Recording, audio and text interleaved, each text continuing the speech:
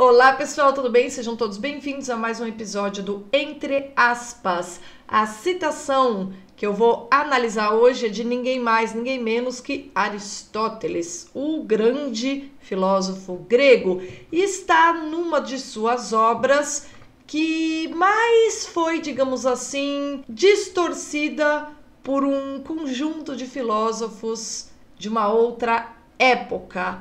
O objeto da sua análise, no trecho que eu vou citar, são as paixões humanas, o grande ponto de controvérsia que marca a disputa no campo das opiniões. Segundo Aristóteles, abre aspas, as paixões são todos aqueles sentimentos que, causando mudança nas pessoas, fazem variar seus julgamentos e são seguidos de tristeza e prazer, como a cólera, a piedade, o temor e todas as outras paixões análogas, assim como seus contrários. Esta frase que define paixões, ela tem uma importância absurda na história da filosofia, mas vamos primeiro entender de onde ela é extraída. Essa frase, ela está no último parágrafo do primeiro capítulo do livro 2 da Retórica. O nome do capítulo é Do Caráter do Orador e das Paixões do Ouvinte. Neste segundo livro da Retórica, o Aristóteles faz um verdadeiro inventário das paixões. Por que ele faz isso num livro chamado Retórica? Como vocês sabem, o Platão herdou de Sócrates uma briga ferrada com os sofistas, mas o Platão tem uma briga ainda mais ferrenha com os sofistas e também uma briga com os retores. O grande adversário de Platão era Isócrates, que confundia, na verdade, filosofia e oratória. Ele entendia que para você formar bem os jovens, para que eles possam atuar politicamente, conduzir bem a cidade, era preciso que eles pensassem bem e falassem bem. E o bem falar e o bem pensar são identificados por parte de Isócrates, que foi, assim, um adversário de Platão. Aristóteles, que faz jus ao seu mestre, seu professor, e desenvolve e esclarece inúmeras das suas teses centrais, Aristóteles, evidentemente, está ao lado de Platão, no sentido em que ele diferencia o discurso verdadeiro do belo discurso, ou seja, um discurso bonito e persuasivo não necessariamente é o discurso verdadeiro. Por isso que o Aristóteles vai distinguir o discurso científico do discurso retórico, mas quando ele vai tentar compreender o fenômeno do discurso retórico, do discurso persuasivo, ele evidentemente tem que fazer esse inventário das paixões, porque o discurso da persuasão, ele se dirige aos sentimentos, ele se dirige à imaginação, que é uma das faculdades que está associada aos sentimentos, mas também está associada à vontade. A imaginação faz com que a gente tenha figuras na nossa mente, e essas figuras, da mesma maneira que uma cena na realidade desperta sentimentos, essas figuras na nossa imaginação despertam sentimentos. E a disposição sentimental de alguém que está ali numa plateia, sendo juiz diante de um julgamento e vai emitir uma sentença, a depender do sentimento, que a maneira como o advogado ou o retor defende ou ataca a pessoa ali em julgamento, a disposição de ânimo dele vai interferir no julgamento final que ele vai dar, ou seja, na ação que ele vai tomar. Para você compreender a arena política, é absolutamente fundamental compreender as paixões, e é justamente na capacidade de mobilizar ou manipular, se a gente quiser usar no sentido pejorativo, mas manejar as paixões é o grande talento dos oradores. Então, os grandes oradores são aqueles homens que sabem como fazer para instigar no seu auditório a paixão que vai conduzir aquelas pessoas a votarem, a julgarem da maneira como ele, orador, deseja. As paixões são todos aqueles sentimentos que, causando mudança nas pessoas, ou seja, você está diante de um caso de uma vítima, de um réu que não te diz nada, você está ali indiferente. Um orador que descreve aquela pessoa que está ali a ser julgada de uma maneira a causar em você o sentimento de piedade, vai conduzir a sua disposição da alma favoravelmente a ele.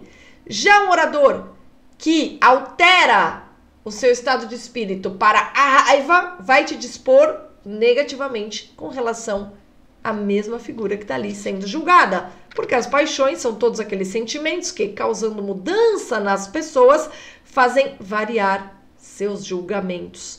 E são seguidos de tristeza e prazer, como a cólera, a piedade, o temor e todas as outras paixões análogas, assim como seus contrários.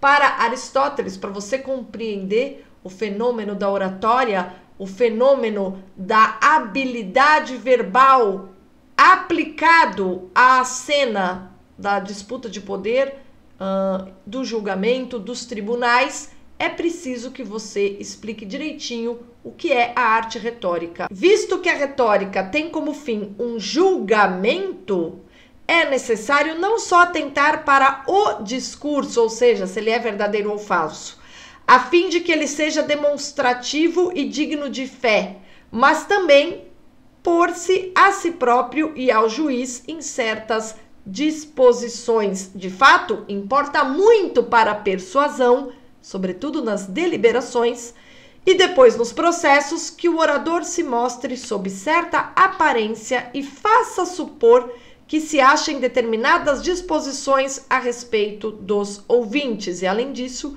que estes se encontrem em semelhantes disposições a seu respeito. O envolvimento emocional de uma audiência é absolutamente fundamental quando você está nesse tipo de arena, que é a arena da discussão, cujo objetivo é gerar uma decisão.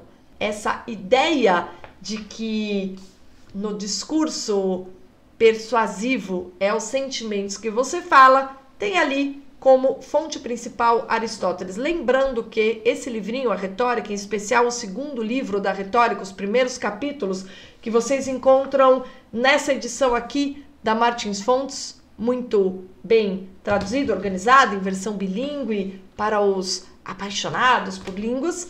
Lembrando que este segundo livro da Retórica foi usado largamente por vários filósofos do século XVII que identificavam a oscilação das paixões à própria natureza humana, o que é uma redução absurda do conceito de natureza humana, tal como a gente encontra em Aristóteles. Aristóteles fala sobre a alma no livro De Anima. Aqui, no Retórica das Paixões, na verdade, no segundo livro da Retórica, que trata as paixões humanas, ele está falando de um aspecto, de uma das dimensões do ser humano, a dimensão dos sentimentos que interferem nos nossos julgamentos. Evidentemente que Aristóteles tem uma concepção de ser humano muito mais ampla do que filósofos como Hobbes e Spinoza. Contudo, Francis Bacon, Hobbes e Spinoza encontram no segundo livro da Retórica aquela descrição de ser humano que eles vão identificar a própria natureza humana. Eis aí uma das grandes ironias da história da filosofia, uma vez que Aristóteles não era exatamente o modelo de filósofo que os modernos buscavam. Contudo, a origem da noção de natureza humana de vários filósofos do século XVII está ali, na descrição de uma parte do ser humano por Aristóteles, ou seja, as paixões humanas, ali na retórica, que para Aristóteles tem como objetivo compreender essa capacidade de mobilização das decisões de outro homem que alguns grandes homens, grandes oradores têm. Se você quiser ter sempre uma visão mais ampla de ser humano para não acabar alcançando conclusões absurdas, comece a ler mais, a buscar os clássicos, a beber na fonte. E se você quiser uma ajudinha com isso, ingresse no Clube do Livro da Esmeril, acompanhe nosso Clube do Cinema e não perca as edições mensais, além, claro, das colunas diárias que você encontra todo dia no site www.revistaesmeril.com.br.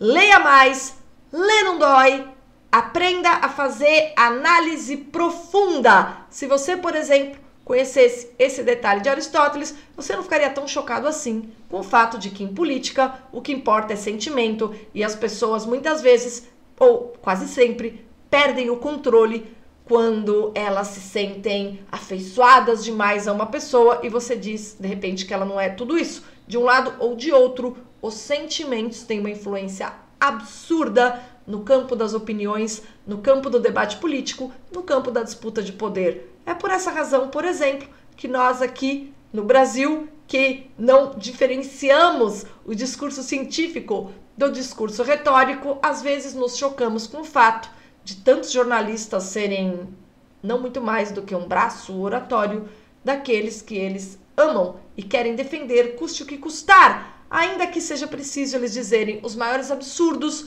sobre os adversários daqueles que eles defendem, ainda que eles precisem dizer as maiores mentiras para tocar o coraçãozinho das pessoas que mal conhecem os canalhas que eles propagandeiam sem parar. Obrigada pela companhia e até o próximo episódio do Entre Aspas. Para não perder nenhum, se inscreve no canal e ative as notificações.